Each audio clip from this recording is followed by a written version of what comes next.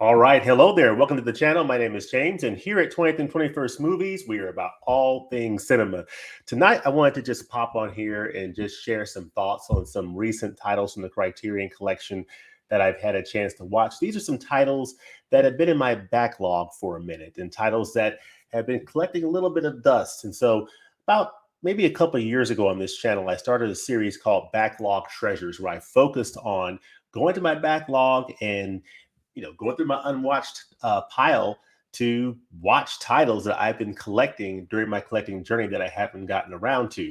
And these are a couple of titles that I have recently watched: Panique and Ratcatcher. These are two films from two very different directors. One is a French director, another is a Scottish director. They're from totally different time periods and they're dealing with completely different things. But there are a couple of similarities between these two films that I'm looking forward to sharing with you about. So on the other side of this, we'll get into it. We'll just talk about these two films, these two releases from the Criterion Collection. And I want to hear in the comments section what you think about these titles and also what you have been watching lately in the world of physical media. So without any further ado, let's get into it.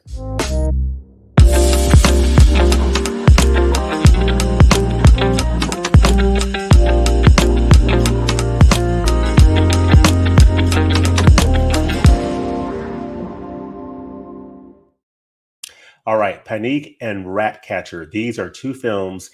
Panique is the 1946 film from director Julien Duvivier, French director Julien Duvivier. So I'm really looking forward to sharing thoughts on this title and then also sharing thoughts on this title here as well. This is the 1999 film Ratcatcher from director Lynne Ramsay. So I'm going to spend a few minutes talking about each of these titles. This is sort of a mini review of each of these, not a full review, not doing a separate video on each of these. These are just a couple of titles I've recently enjoyed and just want to pop on here and just share some thoughts and really some initial impressions. Still processing these two films and these experiences going through these titles, but just want to share some fresh takes having just watched these films and very happy that I've had a chance to watch them. Let me catch a few of these comments that are out here. We have Film Watcher 96 saying, hey, hello to you, Film Watcher. We have an internet user saying hello to everyone. Hello, how are you doing? Hope you're doing well. Hope everybody's having a great evening so far. And I do appreciate you all joining. We have Chris Alder saying, greetings, James, and everybody from Edmonton, Canada. Greetings to you as well, Chris. Always a pleasure to correspond with you. We have Archie Cinema saying, hello, James. Yeah, I've had Panique for years, but still haven't watched it. So many back films to watch. Yes, I'm in the same boat. As much as I enjoy the excitement of new announcements from Criterion or Arrow Video or new things that are coming out, there's something about just taking a look at your shelf and just saying, you know what? I haven't seen that. I haven't seen that. I haven't seen this. I need to, I'm excited about what's coming, but I need to take advantage of the treasures that are in my backlog and watch some titles that I haven't watched yet. There are some fantastic films that are in my backlog that I still need to watch. I'm actually pointing here, but it's really down in my basement. And also some on this level I have on the TV over there that I need to actually watch. So, and I'm sure you are probably in the same boat. If you're a collector of physical media, you probably have some titles in your backlog that you need to watch. You're looking forward to some titles that you have on pre-order that are coming in the mail, but you've got several titles, several bangers sitting on your shelf collecting dust that are just begging for you to watch. So why don't you take a little inventory and say, hey, you know what? This week, I'm going to focus on one or two titles in my backlog, and I'm going to watch those. Regardless of what comes in the mail, regardless of what's coming in the future, I have some bangers in my collection that I can enjoy right now that I haven't watched yet. So let that be my public service announcement to encourage you. Let me catch a few more comments. I'm actually encouraging myself too while I'm saying that. Good evening, James. Is that a new intro? No, it's a intro I've been using for some time now. Let me know what you think about it. Share your feedback. I always like feedback, so let me know what you think. However, if it's good, bad, ugly, Let me know your feedback. It's very helpful. Chris says, my most recent film experience was a 1985 classic, Cocoon, directed by Ron Howard. Thoroughly enjoyable. Yes, wonderful. I don't think I've ever seen that film in its entirety. I need to check it out at some point. Adrian says, hello. Hello from across the pond. Adrian, hope you're doing well. People saying hello to one another. Adrian saying, hey there, Laren. How's it going? Yeah. So yeah, let me share a little bit. I'm going to talk about these two titles here together in tandem. I'm going to share some thoughts on them. These are two very nice releases from Criterion. They're on Blu-ray, and they're some really nice presentations. They both look very nice. One film is in color, one film is in black and white, and they've both been beautifully restored either through a 4K digital restoration or a 2K digital restoration. And they both look very, very nice, and they both sound nice. So from a presentation standpoint, really, really nice stuff. Let me pull up here some slides and go through some information. All right. I put a poll out on my YouTube community tab recently, which I like to do. I like to sort of poll the community every now and then, just get a pulse check of how you all are feeling, what the thoughts are out there in the world of physical media entertainment. And in this case, I was asking, year to date, who in the world of physical media has delivered more for you in terms of releases that you like? So I want to get a pulse of, how people are feeling out there. Now, of course, this channel focuses a lot on Criterion content. So the vote in this particular case probably isn't too surprising, but it is a pretty overwhelming vote. It says, I have here Arrow Video, Criterion Collection, Kino Lorber, other boutique or studios, enter a comment. And as you can see there, the Criterion Collection is getting 70% of 230 votes. This is as of just a little bit ago where I took a snapshot of this poll. There's probably another vote or two more that have come in, but 230 votes in, the Criterion Collection has pulled in a strong 70%, which means that year to date, 70% of you think that Criterion has delivered more in terms of releases that you like. Arrow Video is coming in around 10%. Kino Lorber a little bit better at 13%. And then you have the other boutique or studios. And I've heard a number of different boutique labels being mentioned, like Radiance and Umbrella and Eureka. So a lot of great things being done from other labels. But by far, the Criterion Collection appears to be the winner so far. So let's see here. So Adrian says it's gone 108 Sunday morning here. Yes. Wow. Well, I do appreciate you joining on this Sunday morning, Adrian. As always, Film Watcher 96. I noticed in one of your collection videos, you got Breaker Morant. I own that one also. It's an awesome film. Also, it comes with a cool documentary about the real history on the events of the movie. Interestingly enough, I don't believe I've watched that one yet. See, that's another one in my backlog that I don't think I've watched yet, as far as I can remember. Chris Alder says, that's a good question. It's hard to say, although also in the mix is Warner's Classics. Yep. I've been doing some shopping and I'm just chilling out, says Adrian. Let's see. We have here Criterion Collection. Yep, Film Watcher says. And then an internet user says, if you want to watch another film that's based on the same source material as Panique, watch Monsieur Here. Quite good. Good. That's good to know. But yeah, so this is the results of this poll here as I take a sip of my peppermint tea here. So yeah, let me know what you think of this poll. And see, next, of course, I'm going through my backlog and I'm really loving watching titles like these in my backlog, which is great. And I have a number of other titles that I plan to go through in my backlog, including Picnic at Hanging Rock here that you can see here. So this is a title that's in my backlog that I need to see. So Backlog Treasures, Picnic at Hanging Rock is one I need to see. This is getting a 4K. So I do want to see this film. I heard it's really good. And just having reviewed Farewell My Concubine, it covers the same historical period as this film, The Last Emperor. So I want to check that out. A Special Day. Vin, I think at Hard Copy Blues recommended this, so I definitely want to check this one out. Starring Marcello Mastroianni and Sophia Loren. Heard it's a beautiful film. It's shot with this interesting tint. Very nice, very interesting look to the film. Of course, I'm a big Akira Kurosawa fan, but I've never seen this Akira. I've had this in my collection for years. Need to see this film. It's 143 minutes.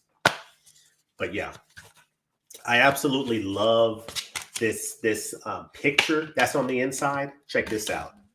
Check that out. Isn't that cool? This lady and the main character, I believe his name is Chizuru. He's been in other Akira Kurosawa films. And I think maybe even Ozu films. But yeah, just an amazing actor. Amazing actor. And I need to finally watch Akira. I know it's incredibly sad. I need to watch it. So yeah, those are some of the titles that I am planning to watch in my backlog. Now, in terms of titles that I'm excited about arriving in my mailbox, these are a couple right here from Arrow Video that I have ordered from Grindhouse Video recently. These are 4K imports from across the pond, from where you are, Adrian. They are the 4K edition of The Silence of the Lambs, so I'm looking forward to that. I have the Criterion Collection Blu-ray edition of The Silence of the Lambs in this digibook. So this is going to be an example of, I had the Criterion Blu-ray, now I'm getting the Arrow 4K. Similar to, I have the Criterion Blu-ray of Videodrome, and so I decided to get that Arrow Video 4K UK edition. And man, that is one beautiful looking 4K, I got to tell you. So you have those special features from the Arrow edition, along with the special features of Criterion. You have the 4K, you have a really complete edition of that picture. In this case, I'm going to have a complete edition of Silence of the Lambs once I get this 4K from Arrow Video. And also in that package will be the 4K limited edition of The Woman/Offspring, 2 films. I believe they're both in 4K. So I'm really excited about that. I thought it might come as early as today, but it's looking like the delivery is going to be on Monday. So looking forward to some new arrivals from Arrow Video. And I have to say, going back to this poll, I'm definitely in the voting of the Criterion Collection. I have been really happy so far with most of the output from Criterion so far. Arrow Video, there's only been a few titles that I've really been into this year so far from Arrow. So, and then as far as Kino, I have not picked up any Kino this year so far. So the 2 films that we're talking about tonight, briefly, are a couple of very interesting films. One is called Panique, the 1946 film from director Julien Duvivier, and the Lynne Ramsay film Ratcatcher. So these are 2 very fascinating films that I am definitely excited to share some thoughts with you on tonight. So the 2 filmmakers who are involved are, of course, director Julien Duvivier, who is the director of Panique from 1946. He's a French filmmaker. He is from Paris, France. And then we have director Lynne Ramsay, who is the director of Ratcatcher from 1999. So these are 2 films that are 53 years apart.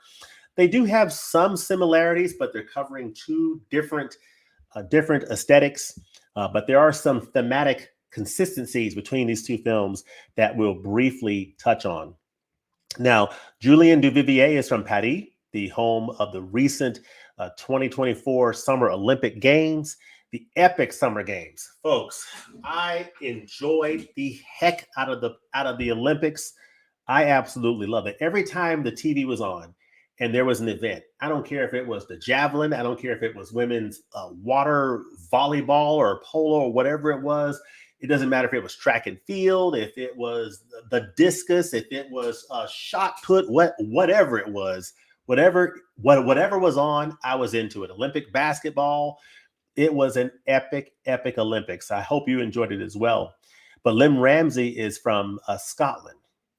Now, geographically, I always like to sort of put the geography up here. It's like Okay, now where is Glasgow? Where is Glasgow, Scotland at? I know it's in the UK, but where is it? This sort of tells you where Glasgow, Scotland is, which is where Lynne Ramsay is from, and really it's where the story Ratcatcher is taking place. And in the case of Julien Duvivier, he was from Paris, France, and of course, Paris is in northern France, or France, as we would call it. So yeah, it's a little bit of geography there. Let me capture a few more comments here. Capture some more comments from people to see how you're feeling.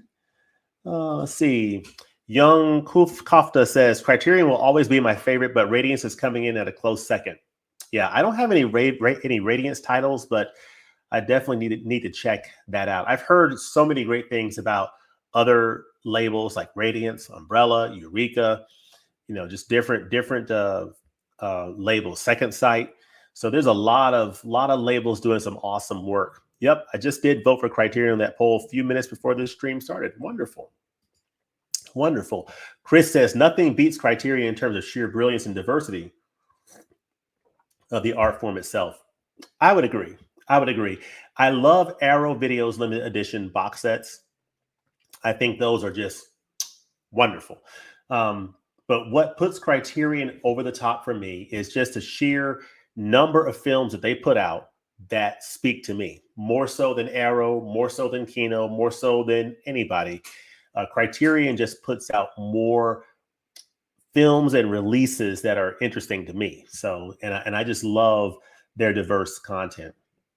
But I'm still loving Arrow Video. Love Arrow Video. Their packages, their transfers, they are magnifique. They are wonderful. I love Arrow. And Kino Lorber is great too. I just haven't picked up any Kino Lorber titles this year so far. Archie says, James, I'm still waiting on my Silence of the Lambs 4K to come in from the mail. Got my 4K of Heathers, and it's amazing. Cool. I have not picked that one up yet. Uh-oh. Am I frozen?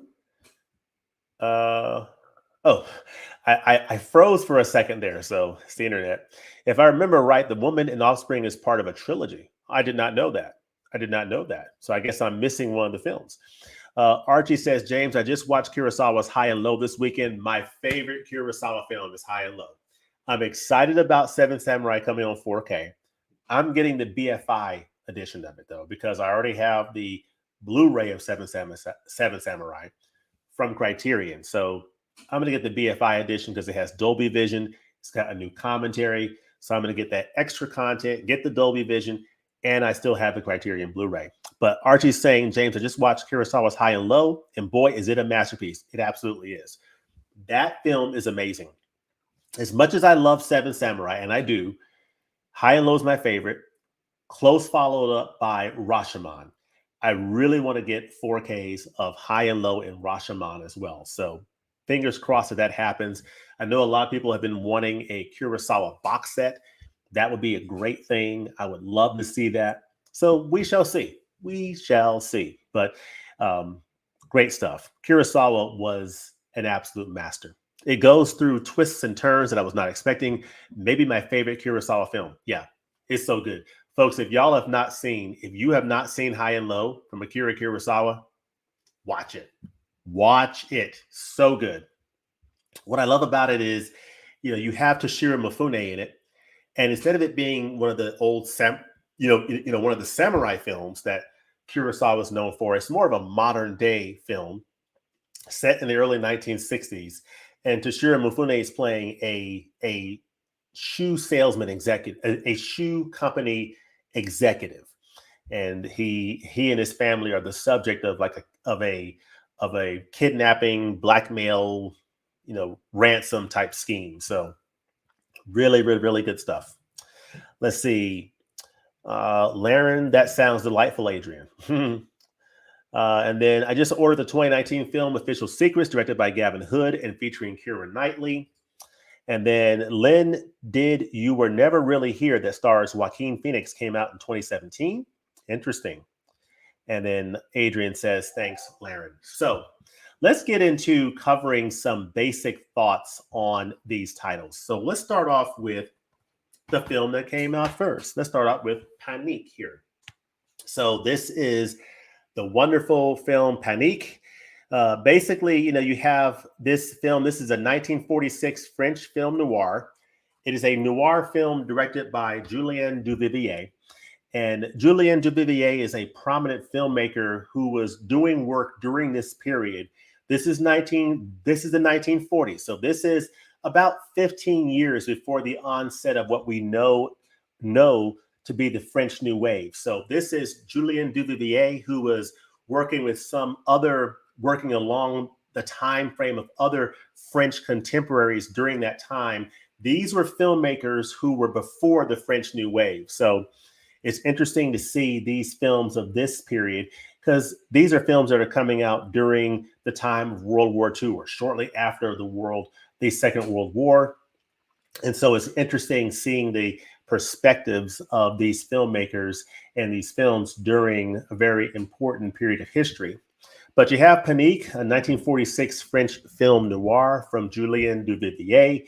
And this is a film that is based on a novel from Georges Simenon, according to my notes here.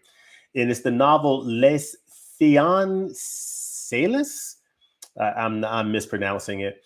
And it basically tells a story of Monsieur Hire, who is a lonely, eccentric man who becomes the prime suspect in a murder investigation in a small French town. And as the town's paranoia and prejudice build, the true culprit manipulates the situation, leading to tragic consequences. I love the cover of this Criterion edition here. This is Monsieur Hire, who is played by Michel Simon, the brilliant French actress Michel Simon. You see this sort of mob here. You see their eyes.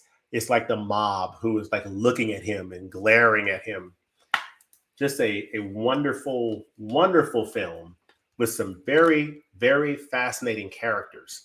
I'm going to read the back of the Criterion case, and then we're going to go to the IMDb site and share a little bit about this film. So Panique, or Panic in French. Proud, eccentric, and antisocial Monsieur Hire, played by Michel Simon, has always kept to himself. But after a woman turns up dead in the Paris suburb where he lives, he feels drawn to a pretty young newcomer to town, played by Viviane Romance, discovers that his neighbors are only too ready to suspect the worst of him, and is framed for the murder. Based on the novel by Georges Simenon, Julien Duvivier's first film after his return to France from Hollywood finds the acclaimed poetic realist applying his consummate craft to darker, moodier ends. Propelled by his two deeply nuanced lead performances, the tensely nourished Panique exposes the dangers of the knives-out mob mentality, delivering as well a pointed allegory for the behavior of Duvivier's countrymen during the war. So it's always interesting seeing films from this period of time, whether it's pre-war, during the war, or after the war. It's really interesting because a lot of times you're seeing things from the limited perspective of these filmmakers, just given what they knew or didn't know that was going on about the war, or just the aftermath and what they went through during the occupation of France. Now, in the case of Julien Duvivier, he was not doing films in France during the occupation by the Germans. He was actually an self-exile in the United States. And he had just come back from the United States to do this film Panique after the war. And so there was some controversy around that, which is another interesting aspect that was going on. But let me share my screen here, and I will go over to the Criterion site here. Let me share the entirety of my screen. Now we'll open this up. This is the Criterion site. And of course, there's a couple of luminaries that I need to bring to everyone's attention. Of course, we probably have all heard about Gena Rowlands, the recent passing of this wonderful actress. I believe she was married to John Cassavetes, did some wonderful films with him, was a wonderful actress in her own right. And she recently passed away. along with, within the same week, I think, Alain Delon, famous French actor Alain Delon, passed away in his 80s. Of course, he is known in this film here. He's pictured in the film Le Samouraï. He also has been in a number of other films like Le Cercle Rouge, or The Red Circle, and other films. And of course, he's been in films by Luchino Visconti, Jean-Pierre Melville, and other directors. Of course, if you click here, it says watch on the channel. Woman Under the Influence is a recent film that I saw that she starred in, directed by John Cassavetes, that also starred Peter Falk. Very good movie. And her performance in this film is something to see. Something else. She is just brilliant in everything that I've seen, whether it's opening night, really everything that I've seen her in. Just absolutely fantastic. Love Streams, which is not listed here, but is a fantastic edition from the Criterion Collection that I highly recommend checking out. I have the dual format edition of that, but Love Streams is definitely a really, really good title to check out. That stars Gina Rowlands. In the case of Alain Delon, of course, he's starred in a number of different films, including L'Eclisse here, which is Michelangelo Antonioni. You have Le Cercle Rouge, the Jean-Pierre Melville film, which is excellent, nice 4K edition that's available. I have not watched all of Monsieur Klein or Mr. Klon. I need to check that out. He's in The Leopard, which is a film I still have not picked up, but that is from Luchino Visconti. Le Samouraï, I recently reviewed on this channel. Excellent edition. 4K looks terrific, and Alain Delon is brilliant in this. I have not seen Purple Moon. I do not have this title, nor do I have La Piscine. So I definitely need to pick up those two titles starring Alain Delon. But his presence in the Criterion Collection is very strong. He is a legendary French actor, and of course, he has moved on. So we certainly just want to make note of that. But if we go over to the IMDb listing here of Panique, this is the film that I'll let a little bit of the trailer play.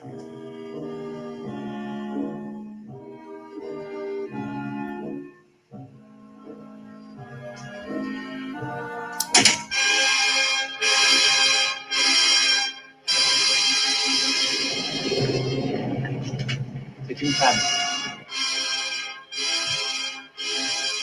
Regardez-moi ça. Oh, ils y vont tous. Oh, les charognes ont attiré les mouches, chère madame. Si la police en pas, va pas s'en voir. Oh, tu connaissais pas d'ennemis. C'est le crime d'un voyou, le crime d'un sadique. Tu penses bien qu'ils ont compris que dans l'affaire des vols, je m'étais accusée pour un autre. Alors il faut qu'on fasse semblant de ne pas se connaître. Mais ce soir, tu vas pas me quitter. Vous n'aimez pas beaucoup la société, vous.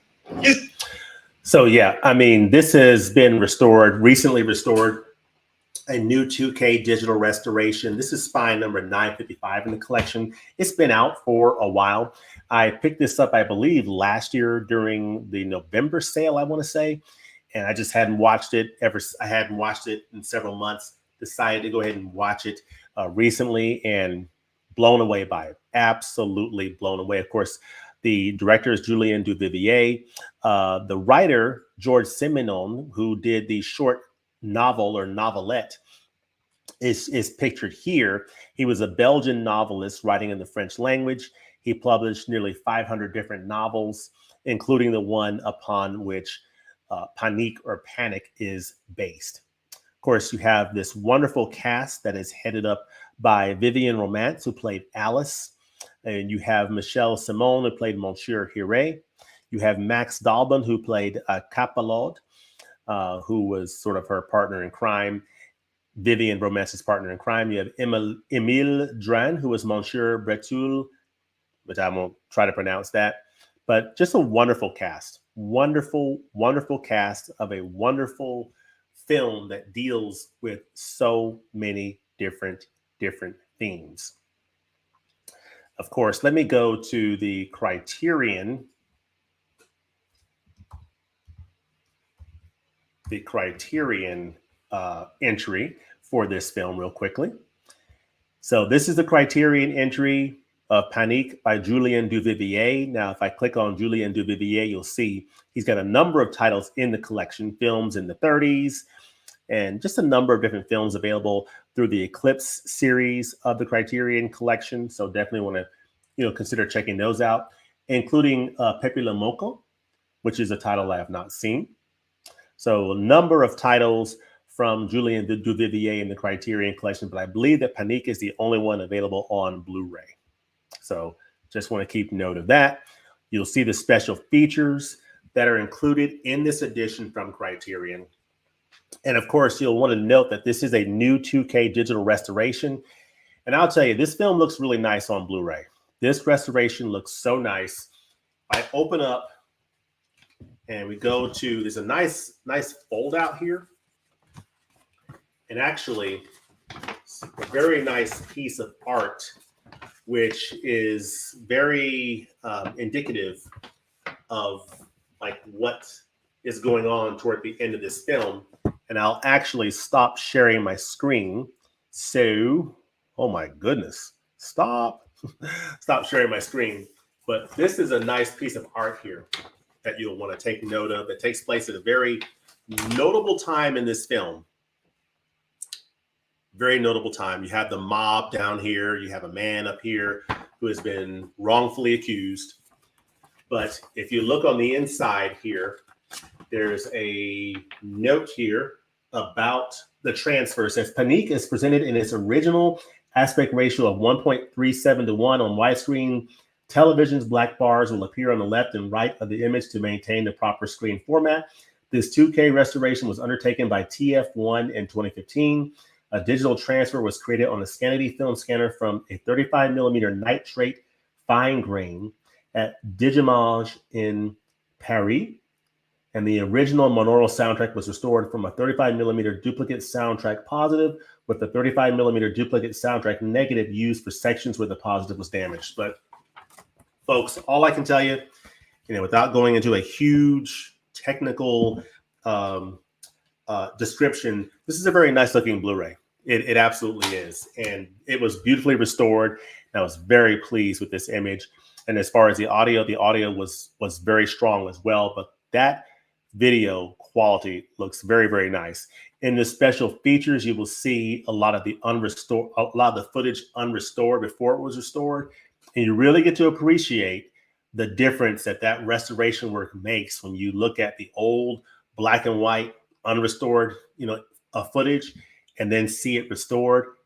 It's like night and day, not only for this film, but you see examples of that in other movies as well. It's like, wow, thank God for the great restoration work from people who do this work, especially on these black and white films. They look absolutely amazing on the Blu-ray format and especially on the 4K format. So this looks really, really nice. On the back here, you have some special features. There's one particular feature that I highly recommend on this edition. And you'll see there is called The Art of Subtitling, which is a new short documentary by Bruce Goldstein, founder and co-president of Reality Pictures, about the history of subtitles. Folks, oftentimes you'll hear Criterion described as film school in the box, and that particular supplement, The Art of Subtitling, is an absolute spot-on example of that.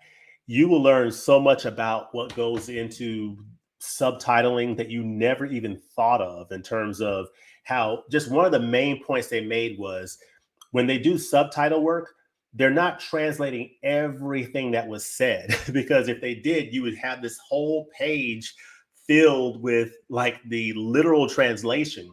So there's a lot of work and artistic, license that they have to take to condense what is being said down to a short subtitle to convey the meaning of what's being said without bogging down people to have to read through a whole lot of stuff. It's just really interesting stuff. And, how they go through different, iterations and versions of subtitles, just a lot of things you wouldn't normally think about. And it's just a great example of how Criterion is film school in the box. So they talk about subtitling, they talk about dubbing, and it's just absolutely interesting stuff if you like to nerd out on things like that. and I do. So I enjoyed that. But yeah, I definitely recommend The Art of Subtitling. That's one of the best supplements you will see. It's available here on this Panique edition from Criterion. You have a nice interview with author Pierre Simenon, who is the son of the novelist Georges Simenon, who did the novel, or little short novel, that this film was based upon. And then you have a conversation from 2015 between critics Guillemette Odesino and Eric Lebiot about director Julien Duvivier and the film's production history. So just nice stuff. You have a nice essay in here by film scholar James Quant and Bourgier. So there's an essay in here that I definitely recommend. I always recommend reading these essays because they do a fantastic job of writing for these Criterion editions, and it's called Panic Attack by James Quant.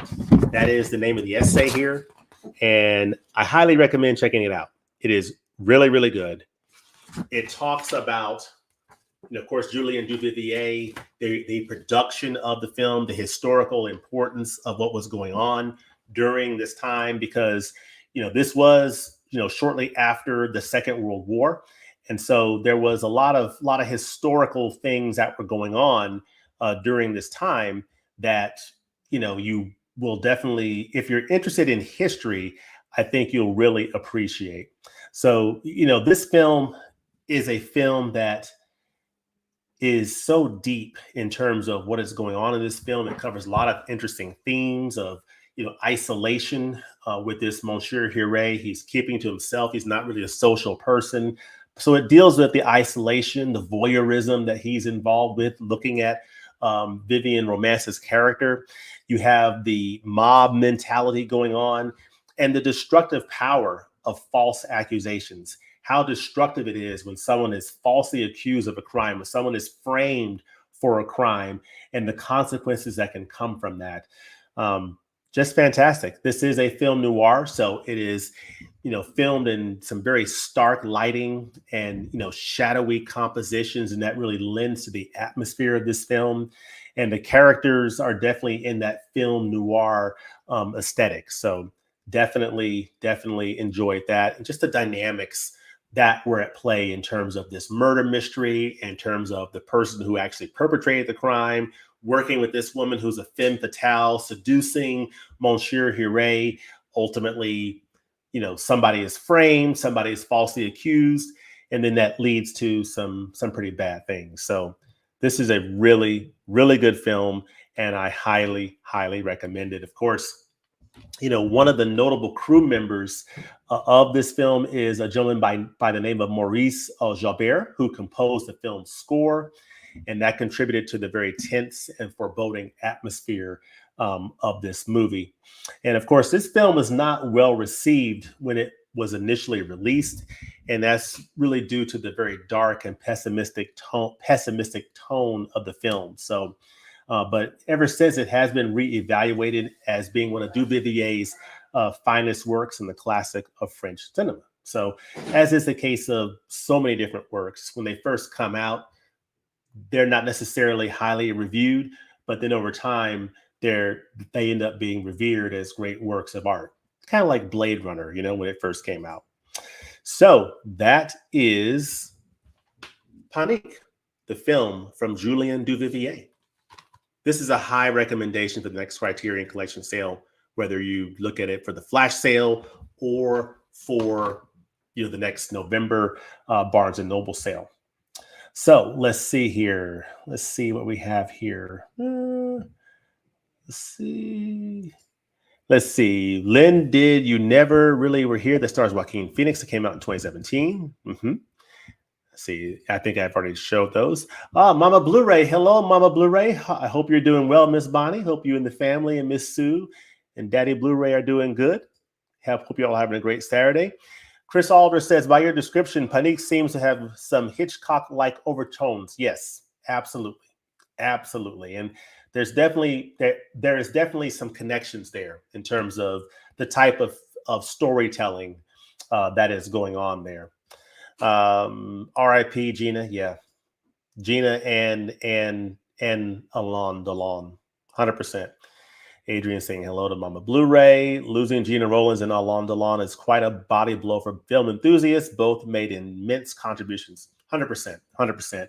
It inspires me to see Love Streams again. What a brilliant film. And she was an incredible actress, very incredible, emotive, just powerful, powerful actress. Also, Kino Lorber got few Alon films out too. Mhm. Those who do subtitles are unsung heroes, making films accessible for all. 100%, 100%, 100%. Okay, once again, all right, I froze again. Yeah. I mean, the people who do subtitle work, great people, great work. Well, I don't know about people, but they do great work. How about that? They do great work. And at the end of that feature, the gentleman made a comment that was pretty neat in that until they can install a chip in us that allows us to automatically understand all languages, there will always be a need for people who do subtitle work. So I thought that was neat. Kino Lorber. Oh, sorry. Being Canadian, I need to dive into more French cinema. To be honest, I need to pick up La Samurai 4K. Yeah, it's a good addition. I highly recommend it. Those who do subtitles are unsung heroes. Yes, 100%. I've heard that restoration demonstration was worth the price of admission alone for the Blu-ray. Yeah. I mean, seeing the restoration of this film, or just seeing some of the unrestored footage and seeing the restored, it really gives you an appreciation for the restoration work that is done by these people who do this amazing, amazing work. All right. So let's talk a little bit about Ratcatcher, and then we'll land this plane. I just wanted to pop on here for a little bit, on this live stream. Just wanted to share a couple of titles, do a little entry into my backlog treasure series, which I have not done an entry in this series in probably a good year or so. So it's time to sort of come on here and just share some thoughts about a couple of Criterion titles, not do a standalone reviews, if you would, but just come on and just share impressions, having seen these titles. And in terms of Ratcatcher, this is a really fascinating film. This is a 1999 film directed by Lynne Ramsay. Of course, this marked her feature film debut.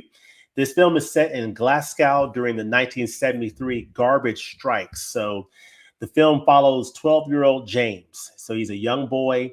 He's growing up in a very squalid and oppressive environment. When you see the homes and the projects that he's living in, it's pretty rough. It is pretty rough environment that he's living in. The film is very poetic, and often it's a very poetic and very bleak portrayal of life in this environment, and of a childhood amidst urban decay, so to speak.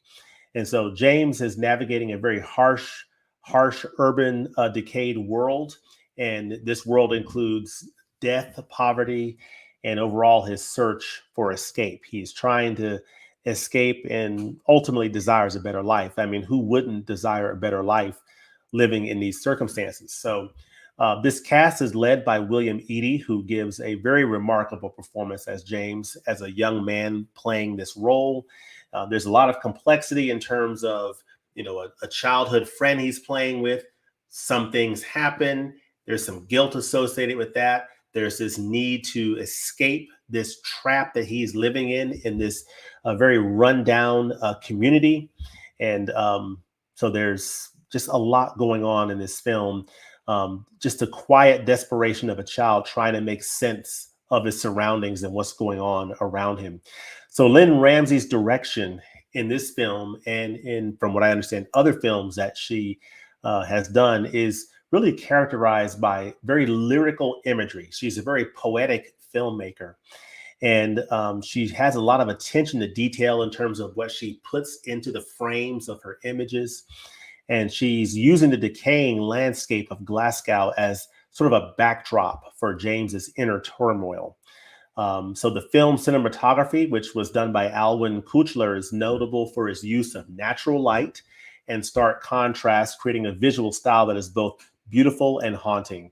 The environment is trashy, it's dingy. You have rats and rodents, and it is a dingy, ugly environment, but it's beautifully portrayed due to this cinematography. It's kind of a weird thing to say. Of course, the score is one of the most evocative elements of this film, and that score is from composer Rachel Portman. So Rachel Portman also did the score for Cider House Rules, a 1999 film that starred Tobey Maguire, before he portrayed Peter Parker as Spider-Man. And she just brings a delicate yet haunting quality to the music of Ratcatcher. You just have this minimalist orchestration. You have gentle piano melodies, subtle strings, and the occasional woodwinds in this score. And it's sort of haunting, but kind of melodial. And it's beautiful. And it just fits this film perfectly in terms of the mood of this film. So let me share the screen here, if I may. Let me share the screen again as I am mumbling through this presentation, and hopefully y'all are bearing with me. So please bear with me. All right. This is the IMDb entry for Ratcatcher. A naive young lad navigates the dirty, squalid streets of 1973 Glasgow and the poor youth around him. So,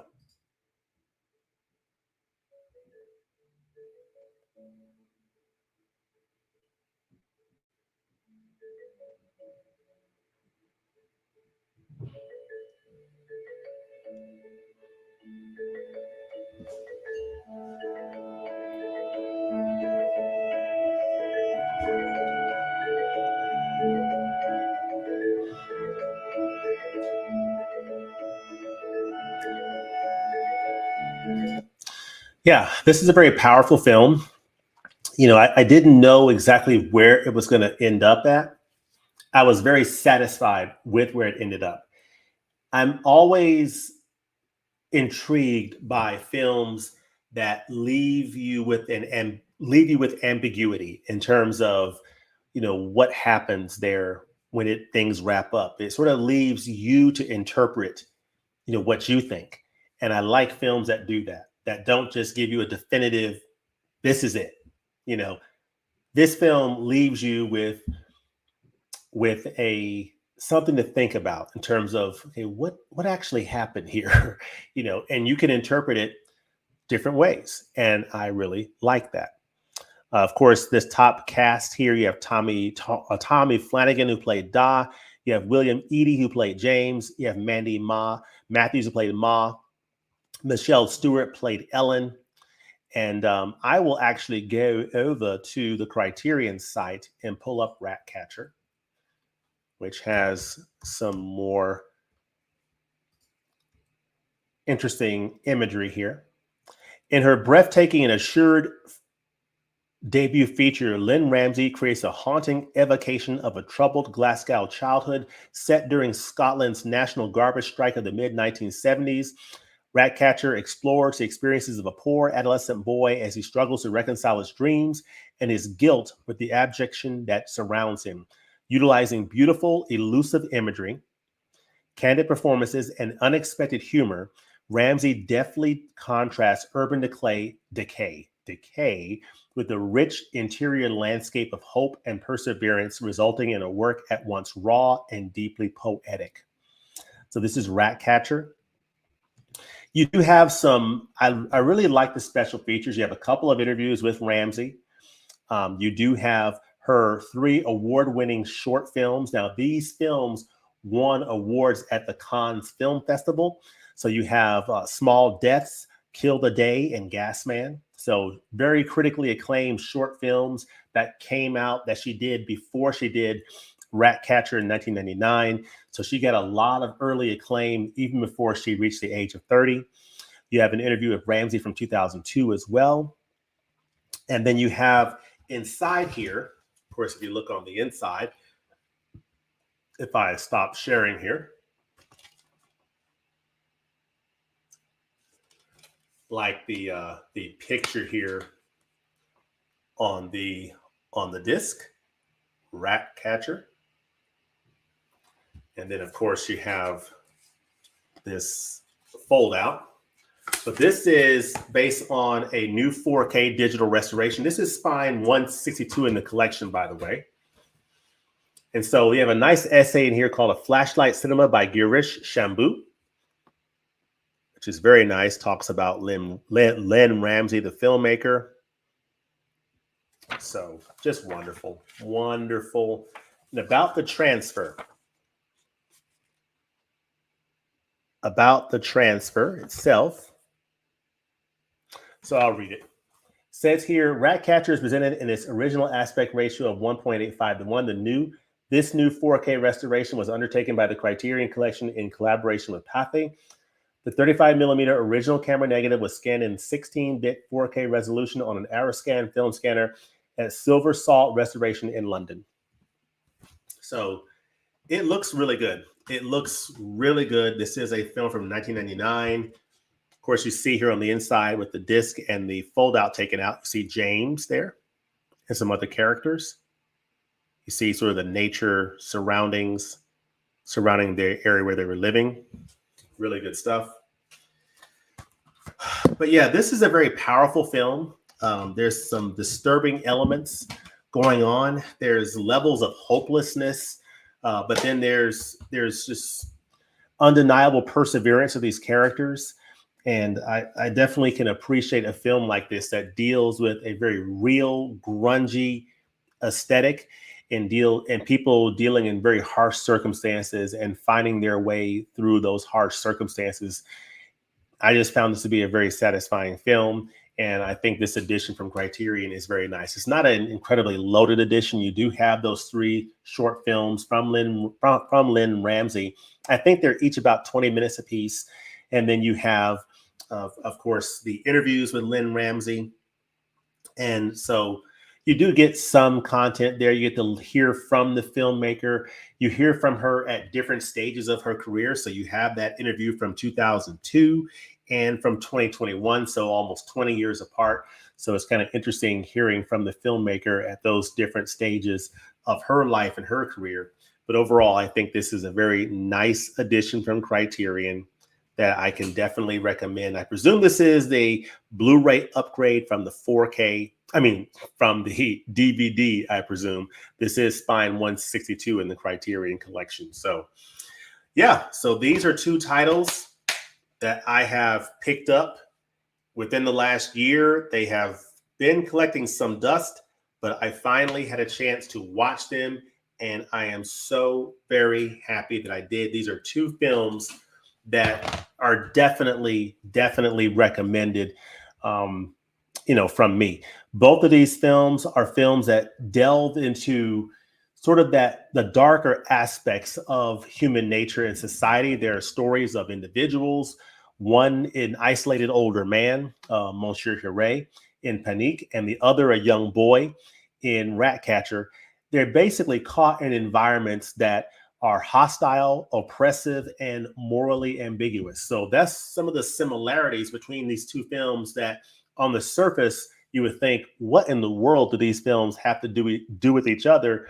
But you can see some commonalities between these 2 films, which I think is very interesting. So both of these characters are marginalized.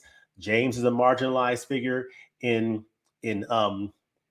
Ratcatcher, and Monsieur Hiré is a socially, to himself person, and he's a bit marginalized as well. And they're struggling against forces that are beyond their control, whether it's societal prejudice in Panique or the crushing weight of poverty in Glasgow, Scotland, in Ratcatcher. So these films are also sort of tied together and linked by their director's focus on visual storytelling.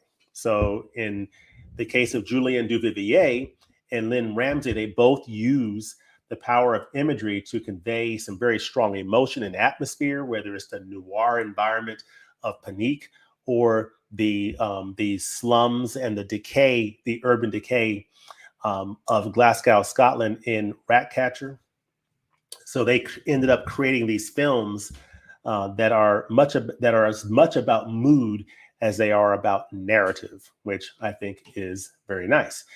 And both of these films provide a bit of a narrative or a commentary on the societies that they depict as well. So I think that is very, very interesting about these two films. So let's see, what other comments are you saying out there? Let's see here. Film Watcher 96 says Breaker Morant future video. Who knows? You never know. You never know. I may just do that. And Chris says the urban decay theme combined with the interior monologue of the character sounds fascinating, and Portman's scoring is usually spot on. Ratcatcher sounds like a must pick up. I definitely recommend it. It is a very interesting film, and it's definitely worth checking out for sure. Archie Cinema says, I've heard about Ratcatcher for years, but never checked it out. We'll have to check it out soon. Yeah, I definitely recommend it. But yeah, folks, these are two titles. You know, when I think about, you know, we always get these new announcements from Criterion. Hey, here's what's coming out. Or here are some of the bigger titles, the Thelma and Louise's, you know, these, you know, more popular titles that's on everybody's radar.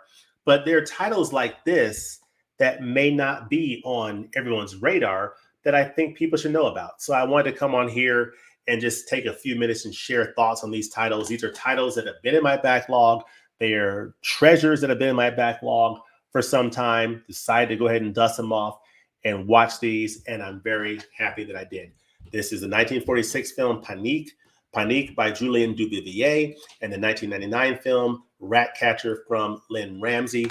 Both are highly recommended, and I recommend that you pick them up in the next 50% off sale. So let me know in the comment section below if you're watching this on a replay, what you think about this. And just let me know in general, you know, what your thoughts are, you know, on these films and any other films from these directors. Let me know all of that goodness in the comment section below. Of course, coming up this coming week, we have a very busy week on the channel, including Taste of Bong Joon-ho films. And I will be talking about 4 films from Bong Joon-ho's filmography, including this one right here. This amazing film will get some attention and love in Taste of Bong Joon-ho. That'll be the last summer director spotlight that we'll do. And then, of course, we got more director spotlights coming, but this will conclude the summer series for the director spotlights. And I've really been enjoying doing those. But Parasite will be one of the titles that I'll cover in the Bong Joon-ho segment. We'll also cover Arrow Video's November announcements. I will do the unboxing for those Arrow titles that are coming in terms of the Silence of the Lambs 4K, as well as the Woman and the Offspring 4K. So definitely looking forward to that. So yeah, let me know what's going on with you in the world of physical media and entertainment. What are you watching? What are you excited about seeing that's coming up? And let me know all that goodness in the comment section below. And as always, thanks for watching, and we'll look forward to seeing you next time at the movies. Peace.